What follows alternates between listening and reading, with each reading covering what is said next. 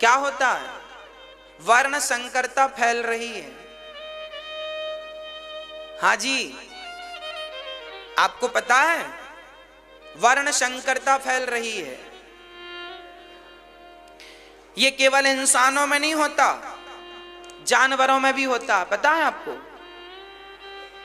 एक छोटा सा उदाहरण देता हूं, आपकी शायद समझ में आ जाए। गाय को तो आप जानते हैं, गाय हम सबकी माता है। कौन है गाय? माता है।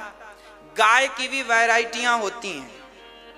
हमारे भारत में अच्छी नस्ल की गाय पाई जाती हैं, जिसे हम देसी गाय कहते हैं। क्या गाय कहते हैं? देसी गाय। देसी गाय है, एक देसी गाय है, एक गिर गाय है। गिर गुजरात की गाय को बोलते हैं, साहिवाल पंजाब की गाय को बोलते हैं, एक हरियाणवी गाय है, एक राजस्थानी गाय है। मतलब हमारे भारत के हर प्रांत की एक गाय, हर गाय देसी, जिनका मैं नाम बोल रहा हूं सब देसी गाय हैं। सुनिएगा, यदि देसी गाय के को यदि जर्सी कर दिया जाए तो उसका जो बच्चा होगा, चाहे वो बछिया हो चाहे बछड़ा, उसे दोगली कहा जाएगा। जब वो बड़ी होगी तो देसी गाय को यदि जर्सी से गाभिन कर दिया गया तो क्या होगा? उसका जो बछिया होगी, बड़ी होगी, उसे समाज कहेगी ये दोगली गाय है। क्या नाम होगा उसका? उसे दोगली गाय कहते हैं। शुद्ध ना वो जर्सी है ना शुद्ध वो। अब उसकी मां तो शुद्ध देसी थी और वो जर्सी से गाभिन हो गई, तो क्या हुआ? अब ना वो जर्सी पैदा करेगी ना तो वो गिर गाय है। और साहिवाल से यदि गाभिन हुई तो ना वो गिर पैदा करेगी ना साहिवाल बीच का पैदा करेगी। बछिया जो होगी उसकी वो बीच की मानी जाएगी, उसे कहेंगे दोगली गाय है ये। क्या बोला जाएगा? हाँ जी, सोचिए, इंसानों में छोड़ दो, जानवरों में भी ये दोगली चलता है। उसकी नस्ल बदल जाती है। उस गाय की जो प्योरिटी थी ना, शुद्ध गिर गाय है, उसे गिर गाय को गिर ही चाहिए और साहिवाल को साहिवाल, तब नस्ल शुद्ध रहेगी। यदि गिर गाय को आपने जर्सी से गाभिन किया तो क्या होगा? तो फिर वो दोगली होगी, वो उसकी नस्ल बिगड़ जाएगी। यदि जानवरों में ये नस्ल का भेदभाव है तो सोचो इंसानों में भी तो भेदभाव होता होगा ना। यही भेदभाव है कि ब्राह्मण के घर ब्राह्मण लड़की को ब्राह्मण लड़का चाहिए, क्षत्रिय लड़की को क्षत्रिय लड़का चाहिए, वैश्य लड़की को वैश्य लड़का चाहिए और शूद्र लड़की को शूद्र। यदि तुमने जात से वंचित होकर शादी की तो वही जैसे ये दोगलापन होता, इसी को कहते हैं, यही दोगली है। शुद्धता, प्योरिटी नष्ट हो जाना, इसी को बोलते हैं। इसलिए हमारे शास्त्र कहते हैं कि अपने बड़ों की मर्यादा के खिलाफ और अपनी परंपराओं के खिलाफ मत जाओ। आपके बाप दादे जब गलत नहीं किए, किसी को भगा कर नहीं लाए, किसी के संग नहीं भागे, तो आप क्यों ये गंदी हरकत करते हैं? और इससे तुम्हारी जो संतान उत्पन्न होगी उसे तुम क्या नाम दोगे? क्या नाम दोगे? क्या कहोगे? माँ क्षत्रिय है और लड़का पिता ब्राह्मण है, या माँ ब्राह्मण है पिता क्षत्रिय है, तो क्या संतान को कहोगे? तुम्हारा बेटा होगा तो क्या नाम रखाओगे उसका? पंडित जी कहोगे कि साहब, सिंह साहब कहोगे, ठाकुर साहब कहोगे, क्या कहोगे? यही बिगड़ना है, प्योरिटी बिगड़ गई। अब वो तुम्हारा वंश जब तक चलेगा तब तक वो वंश समाज के लिए नुकसानदायक होगा। यही नुकसान है समाज का, शुद्धता खत्म हो जाती है ना। इसलिए हमारे बड़े बुजुर्ग मना करते हैं, जो जहां है जैसा है, ब्राह्मण है तो लड़की तो ब्राह्मण ही चाहिए, लड़का क्षत्रिय है तो क्षत्रिय ही माहौल चाहिए। और सबकी देखो आदत होती है।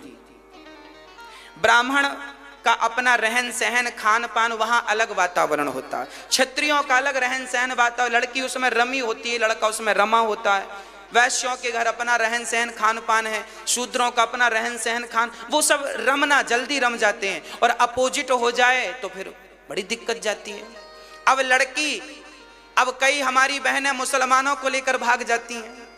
लड़की हिंदू है और लड़का मुसलमान, तुम्हारी संतान होगी, क्या नाम धराओगे, क्या कहोगे, वो क्या करेगा? वो आतंकवादी ही तो बनेगा, देश का रक्षक तो बन नहीं सकता, देश का भक्षक बनेगा। लादेन पैदा होंगे। हाँ, क्या कहें हम? हमारी बहनों को विचार करना चाहिए। ये बात जो मैं बोल रहा हूं ना, सुनने में बड़ी अटपटी लग रही है, मैं और स्पष्ट करके नहीं बोलना चाहता क्योंकि मर्यादित है हर चीजें, पर मैं और स्पष्ट करके भी बोल सकता हूं। पर आप समझ लीजिए, मैं आपको समझाना चाहता हूं। अपनी बेटियों और अपने बेटों को ये चीजें समझाओ। बेटा हल्के में मत लो इन चीजों को। लोग आज के लड़के कहते हैं ना, क्या फर्क पड़ता है, प्यार होना चाहिए बस। अरे आग लगे तुम्हारे प्यार में, प्यार होना चाहिए, प्यार बस नहीं होना चाहिए, क्वालिटी भी होनी चाहिए, शुद्धता भी होना चाहिए। नाले के पानी से कोई प्यार कर ले तो नाला का पानी तो बदबू देगा ना। प्यार करना ही था तो गंगा के पानी से करते, कहां नाला में तुम मुंह मार रहे हो? प्यार करना है तो अपने माँ बाप ने जिस लड़की से तुम्हारा साथ बांधा है उससे प्यार कर लो, वो गंगा की तरह पवित्र होगी। और जो तुमने अपने मनमुखी से उठा ली किसी लड़की को, किसी लड़के को, ये तो नाले की तरह हो गए। इनके चरित्र से, इनके जीवन से बू आती रहेगी जीवन भर। तुम्हारे बच्चे कल बड़े होंगे, पूछेंगे पापा आप मम्मी को कहां से भगा के लाए थे? क्या जवाब दोगे? वो क्या सोचेगा, मेरे पापा मम्मी को भगा के लाए थे तो अब मैं क्या करूंगा? क्या संस्कार दोगे? हां, क्या बना रहे हो अपने समाज को? क्या यही पेड़ लगा के जाओगे अपनी संतान के लिए? अरे माँ बाप तो नींव होते हैं, माँ बाप तो ट्रेन का इंजन माँ बाप होते हैं, बच्चे तो उसके डिब्बे होते हैं।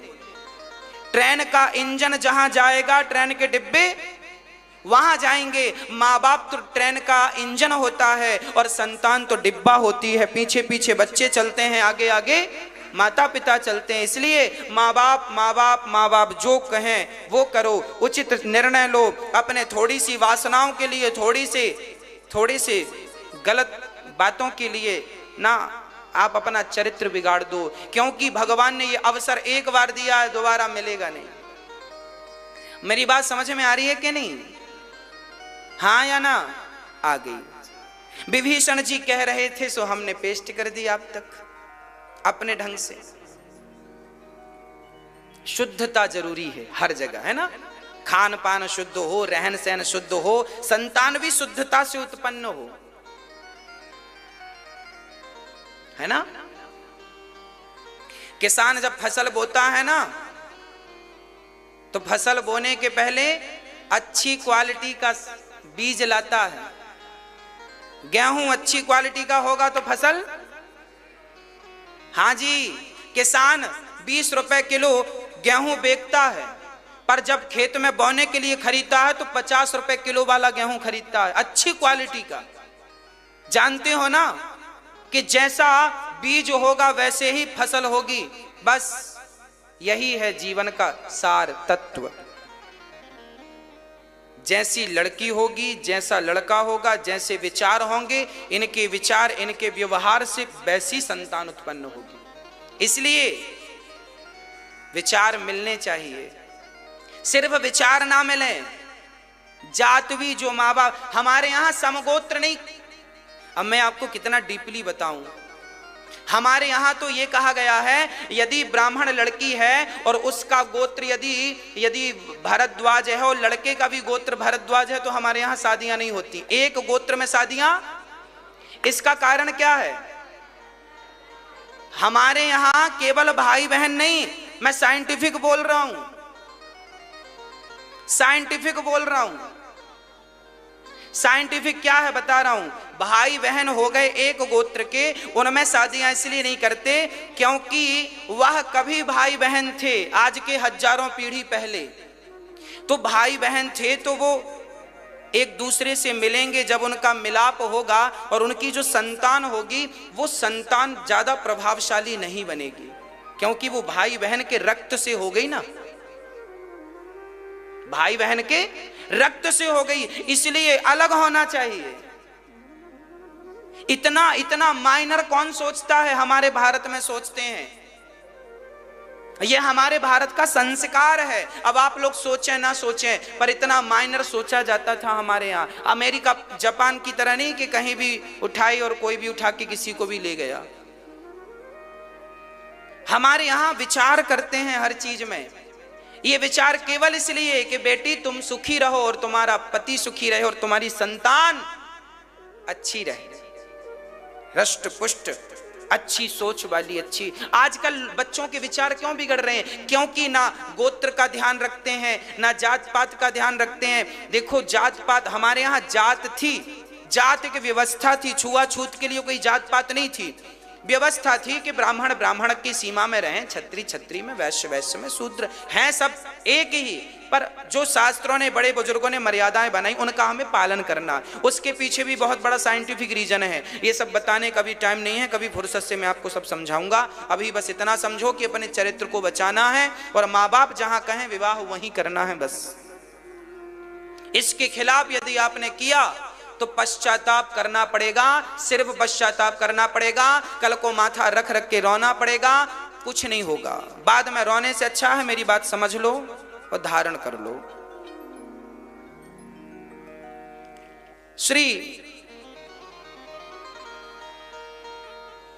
श्री विभीषण जी ने कहा कि भाई रावण जी, अपनी सीता मां को वापस कर दो, जल्दी से जाओ। रावण ने एक लात मारा, नीचे फेंक दिया।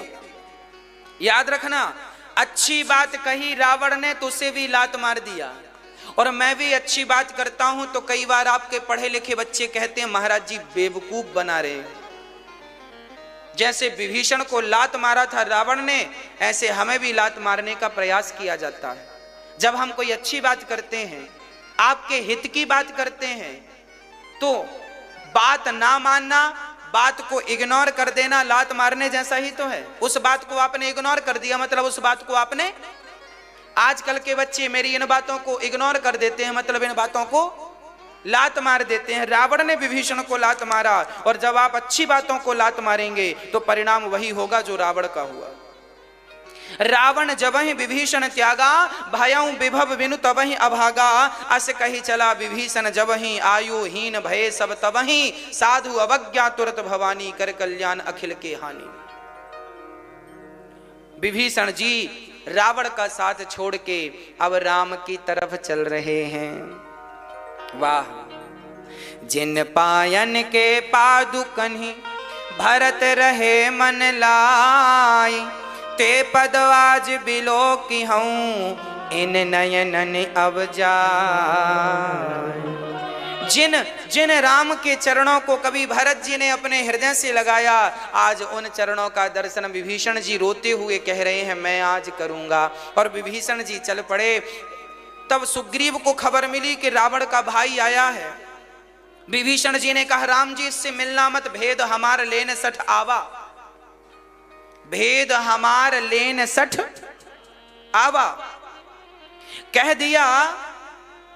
राम जी ने विभीषण जी ये बताओ, क्या तुम में और हम में कोई भेद है ना? क्या हम में और हनुमान जी में कोई भेद है ना? राम जी ने कहा जब भेद है ही नहीं तो भेद लेगा क्या, आने दो। देखो राम जी इतने दयालु हैं कि दुश्मन के भाई को भी गले लगाने को तैयार हैं। दुश्मन के भाई को भी गले लगाने खड़े हैं राम जी। विभीषण जी आए और राम जी के चरणों में लेट गए। राम जी ने उठाकर अपने हृदय से लगा लिया। हाँ, कहा प्रभु मैं पापी हूं। तब राम जी ने कहा शरणागत कहूं जे तजहि, हितवन हित अनुमान। ते नर पावर पापमय, तिनहि बिलोकत हान। यहां पर एक चौपाई बढ़िया है। हनुमान राम जी कह रहे हैं सन्मुख होहि जीव मोहि जबहि, जन्म कोटि अघ नासहि तवहीं। याद रखिएगा मेरी मां, शास्त्र कह रहे हैं, भगवान कह रहे हैं कि कोई कितना भी बड़ा पापी क्यों ना हो, मेरी शरण में आ जाए तो मैं उस पापी के, अपराधी के सारे अपराधों को भूल करके मैं उसे हृदय से लगा करके उसे मोक्ष का अधिकारी बना दूंगा। सर्वधर्मान परित्यज्य मामेकं शरणं व्रज अहम त्वा सर्व पापेभ्यो मोक्षयिष्यामि मा शुचः। गले लगाकर आगे चले। विभीषण से कहा, भैया आप बताओ अब क्या करें, हमें कैसे चलना है लंका, कैसे रावण पर चढ़ाई करनी है। अब विभीषण जी कहते हैं, प्रभु जी आप समुद्र से कहिए कि वो हमें रास्ता दे। अब राम जी समुद्र से प्रार्थना करने लगे, हाथ जोड़कर कहने लगे, हे समुद्र जी हमें रास्ता दो। 3 दिन बीत गए, विनय न मानत जलधि जड़ गए। 3 दिन बीत बोले राम सकोप, तब भय बिनु होहि ना प्रीत। राम जी को गुस्सा आया, आग्नेयास्त्र धारण कर लिया। समुद्र, मैं 3 दिन से तुम्हारा सम्मान करने बैठा था, तुम आए नहीं, ना रास्ता दिया, अब सूखने को तैयार। समुद्र हाथ जोड़कर खड़ा हो। समुद्र ने कहा, क्षमा क्षमा क्षमा। ढोल गवार शूद्र पशु नारी सकल ताड़ना के अधिकारी, ये बात समुद्र ने कही है। आप कहते हैं तुलसीदास जी ने कही है, लिखी तो तुलसीदास जी ने, पर यह शब्द रामचरितमानस में रावण ने जो कहा वो भी लिखा है, राम जी ने जो कहा वो भी लिखा है, कुंभकर्ण ने जो कहा वो भी लिखा है, मारीच ने जो कहा वो भी लिखा। अब जिसने जैसा कहा लिख दिया। ढोल गवार शूद्र पशु नारी सकल ताड़ना। ताड़ना का अर्थ मारने से नहीं है, ताड़ना का अर्थ देखने से है। मैंने इसका अर्थ पहले भागवत की कथा में विस्तार से किया है। मारना शब्द का, ताड़ना शब्द का अर्थ मारने से नहीं, देखने। ढोलक को देखना पड़ता है, उतर तो नहीं गई सुर से। गवार व्यक्ति को देखते रहो, शूद्र को, काम करने वाले को देखना पड़ता, ठीक ठीक कर रहा है कि नहीं। नारी को भी देखते रहना पड़ता है, नारी को देखना। रावण को राम जी चले गए, फिर लक्ष्मण जी चले गए, सीता को किसी ने नहीं देखा तो रावण उठा के ले गया कि नहीं। इसलिए नारियों को देखते रहो। नारियां हमेशा अपने पति के संरक्षण में रहती हैं, या पिता के संरक्षण में रहती हैं, या पुत्र के संरक्षण में रहती हैं। स्वतंत्र नहीं होती नारियां, या पुरुष भी स्वतंत्र नहीं होता। हाँ, हम सबको किसी ना किसी के अधीन रहना चाहिए।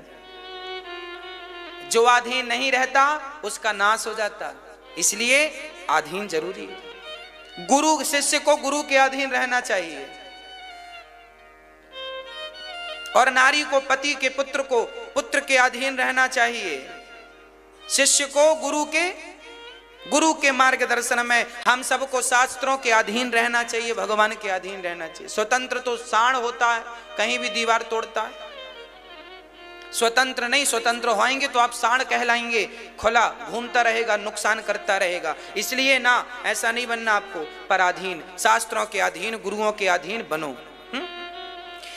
यही कहते हैं कि नारी को देखते रहो, शूद्र को देखते रहो। जो काम करने वाले लोग हैं देखते रहो, ठीक से काम कर रहे हैं कि नहीं। मारने से नहीं कि अब खड़े मारते रहो, मार। तुलसीदास जी कोई ऐसे थोड़ी थे कि हम ऐसा लिख देंगे। आप उनके अर्थों को समझिए, अर्थ का अनर्थ मत करिए। सकल सुमंगलदायक रघुनायक गुणगान, सादर सुनहि ते तरहि भव सिंधु बिना जल जान। अब राम जी सोचे, समुद्र आप बताओ क्या करें। समुद्र ने कहा, आपके यहाँ नल नील जो बंदर हैं, इनको श्राप मिला है, जो पत्थर डालेंगे वो डूबेगा नहीं, इनसे सेतु बनवाओ। अब तो राम जी नल नील को बुलाते हैं, समुद्र वहां से विदा होते हैं, और पत्थर पर राम नाम। अच्छा, एक सज्जन ने हमसे पूछा, गुरु जी पत्थर उठा उठा के डाला था नल नील ने, उन्हें तो वरदान मिला ही था कि पत्थर डूबेगा नहीं, फिर राम नाम की महिमा क्या है? तो आपको बतावें, नल नील को श्राप था कि जो पत्थर डालोगे वो डूबेगा नहीं। परंतु एक पत्थर पर रा लिखा जाता था, दूसरे पत्थर पर माँ। जो पत्थर जहां डालते थे ना वो वहीं पड़ा रहता था, पर रा एक में और माँ एक में लिखने से क्या होता था, दोनों पत्थर आपस में चिपक जाते थे। पत्थर आपस में चिपक जाने से क्या हुआ कि बीच में कोई स्थान नहीं बचा किसी के पांव फिसलने का, पानी में जाने का कोई। अब तो सेतु का निर्माण हो रहा है, बड़े बड़े पत्थर लाए गए और राम नाम लिख के पत्थर पानी में डाले गए। सारे पत्थर राम नाम लिख के डाले गए, पत्थर डूबे नहीं। एक बार हनुमान राम जी ने सोचा मेरे नाम के पत्थर पानी में डूबते नहीं, मैं भी डालूं। तो एक पत्थर राम जी ने उठाया और राम जी ने भी छोड़ा, डाला पत्थर पानी में तो डूब गया। राम जी ने पलट कर देखा, किसी ने देखा तो नहीं। हनुमान जी ने देख लिया। हनुमान जी किसी से मत कहना, नहीं तो लोग क्या कहेंगे। हनुमान जी ने कहा प्रभु इसमें कहना क्या है, बिल्कुल स्पष्ट है। क्या स्पष्ट है? हनुमान जी कहते हैं प्रभु जिस पत्थर को आपके नाम का सहारा मिल गया वो तो तर ही जाएगा, पर जिसे आपने अपने हाथ से छोड़ दिया हो वो तो डूब ही जाएगा ना सरकार। डूबेगा वही जिसे आप अपने हाथ से, और पार वही होगा जिसे आप पकड़ लोगे या आपका नाम पकड़ ले। अब सेतु की तैयारी चल रही थी, 5 दिन में सेतु तैयार हुआ। सेतु बनाने में समय कितना लगा? ओनली 5 दिन। लंबा सेतु बना। एक छोटी सी गिलहरी भी बालू डाल रही थी, उस सेतु में बालू डाल रही थी। बालू क्यों डाल रही है? राम जी ने कहा गिलहरी क्या कर रही हो? गिलहरी ने कहा सरकार मैं इतनी बड़ी तो नहीं हूं कि पत्थर उठा उठा कर डालूं, इसलिए मैं छोटे से शरीर से बालू के कुछ कण उठाकर डाल रही हूं ताकि आप चलें तो ये पत्थर नुकीले हैं, आपको कहीं चुभ ना जाएं, इसलिए मैं बालू डाल रही हूं ताकि आपके पांव में कोई तकलीफ ना हो। राम जी ने उसे पकड़कर हाथ फेरा। आज भी गिलहरी के शरीर में जो 3 सफेद धारियां हैं, कहा जाता है वो राम जी की उंगलियों के निशान है ना। गिलहरी की धारियां होती है ना 3 सफेद कलर की, वो राम की उंगलियों के निशान है। जब भी गिलहरी को देखो तो राम की याद कर लेना चाहिए। ये वही गिलहरी है जिसे कभी राम ने अपने हाथ पर बिठाकर दूसरे हाथ को उसके ऊपर फेरा था। अरे तुम गिलहरी हो तो क्या हुआ, पर राम की सेवा करने का भाव तो रखती हो। बस मेरी माँ फर्क ये नहीं पड़ता कि आप कितने छोटे और कितने बड़े हैं, आप कितने भाव से सेवा कर रहे हैं इससे फर्क पड़ता है। इसलिए कहा करता हूं सेवा सबसे बड़ा धर्म है। हम गिलहरी बनकर ही सेवा करें, हम ना बने बड़े। आज तक गिलहरी को जब भी राम कथा सुनाते हैं कोई भी, तो आज तक जब जब कथा सुनाई गई इस गिलहरी का जिक्र जरूर किया गया। क्यों किया गया? क्योंकि उस राम सेतु में इसका भी छोटा सा योगदान था। बस मेरी मां गौरी गोपाल वृद्धाश्रम में मां रहती हैं। इस आश्रम के निर्माण में जिन जिन ने अपना योगदान दिया, जब तक यहाँ माँओं की सेवा होती रहेगी, जब तक माँ यहाँ प्रसन्न रहेंगी, तब तक आपके भी इस योगदान को याद किया जाएगा कि आपका इतना योगदान इन माँओं की सेवा में लगा। आज यहाँ जितनी माएँ रहती हैं और यहाँ वृद्ध माँओं की जितनी सेवा यहाँ ये दास करता है, वो सब आपके दान के, आपके द्वारा आप भी अपना योगदान पहुंचाते हैं। जैसे बंदर भालुओं ने राम को योगदान दिया, गिलहरी ने योगदान दिया। कल हमारे गुरुजी कथा सुना रहे थे। कल हमारे गुरुदेव ने कहा कि बेटा श्री हमारे जो संत ऋषि हुए हैं ना, श्री वल्लभाचार्य जी, वल्लभाचार्य जी जो थे, इनके एक शिष्य हुए हैं बड़े अवधूत, ऐसे बिना कपड़ों के रहा करते थे और बड़े उच्च कोटि के भगत थे। तो उन्होंने वल्लभाचार्य जी ने अपने मंदिर के पुजारियों से कहा कि यदि ये कभी भी आ जाए और किसी भी वक्त भोजन मांगे तो इसे भोजन जरूर देना। आपको पता होना चाहिए वल्लभाचार्य जी के जो ठाकुर जी थे, मंदिर में भगवान थे, वो साक्षात प्रकट होकर रोटियां खाते थे, भोग लगाते थे। ऐसे वल्लभाचार्य जी उच्च कोटि संत थे। इनकी साधना इतनी थी कि भगवान आते थे, इनके हाथ से खाते थे। एक दिन वल्लभाचार्य जी ने पुजारियों से कहा कि सुनो, ये आ जाए तो कभी भी इसको भोग दे देना, भोजन दे देना। एक दिन क्या हुआ, भगवान की थाल सज रही थी भोग की, तभी वो अवधूत बाबा जी संत जी आ गए। तो पुजारियों को याद आ गया कि ये तो गुरुजी ने कहा था कि इसको खिला देना।